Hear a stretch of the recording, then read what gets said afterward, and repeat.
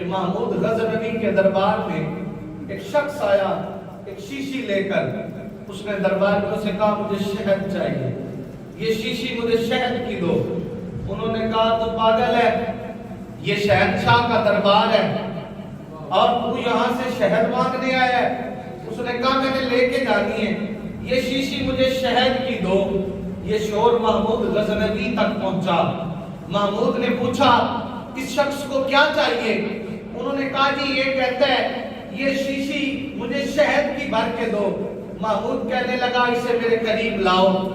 پوچھا کیا چاہیے؟ اس نے کہا بادشاہ مجھے یہ شیشی شہد کی چاہیے. محمود نے کہا ٹھہرو.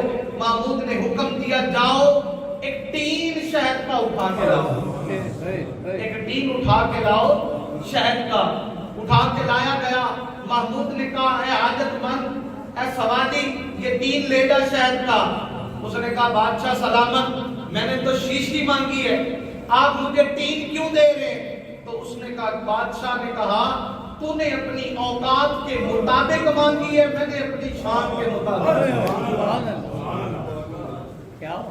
تیری اوقات شیشی کی تھی, تیری طلب شیشی کی تھی, تیری طلب وہ شیشی کی تھی اور تو اس طلب تک محدود تھا. میں بادشاہ ہوں, میری سلطنت ہے, میں سلطنت کا مالک ہوں, میں اس سلطنت پہ قادر ہوں, میں محدود نہیں ہوں, تو محدود ہے. اللہ, میں محدود نہیں ہوں تو, اور رب ہے بھی وہی, رب ہوتا ہی وہی ہے جو لا محدود ہو. جو کو آپ کیا ہو, جو محدود ہو وہ رب نہیں ہو سکتا. اس کا خوبصورت ترین حوالہ سیدنا ابراہیم علیہ السلام کا واقعہ قرآن مجید میں.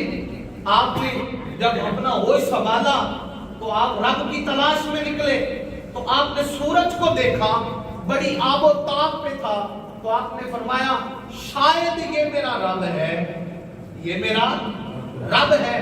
جب سورج ڈلنے لگا, جب سورج ڈل گیا تو آپ نے فرمایا جو ڈل جائے وہ میرا رب نہیں ہو سکتا, جو ڈل جائے وہ میرا رب ہے نہیں ہو سکتا. آپ نے اسی طرح سے چاند کو چمکتے دیکھا, 14ویں کا چاند جوبن پہ چمک رہا ہے, دمک رہا ہے, اپنی آب و تاب میں کھڑا ہے. تو حضرت ابراہیم علیہ السلام گویا ہوئے کہ شاید یہ میرا رب ہے. لیکن چاند کی بھی ایک حد تھی, جب چاند ڈھلنے لگا, دن آنے لگا, چاند چھپنے لگا, تو آپ نے فرمایا جو چھپ جائے وہ بھی میرا رب نہیں ہو سکتا, جو چھپ جائے وہ بھی میرا رب نہیں ہو سکتا. فرمایا میرا رب تو وہ ہے جو ہر شے پر قادر ہے, جو ہر شے پر ہے. پھر اس کا رب مخاطب ہوا تو فرمایا کہ لوگوں, بندہ اپنی اپنی بساط اور اوقات کی طلب رکھتا ہے, پر رب اپنی شان کے مطابق عطا فرماتا ہے.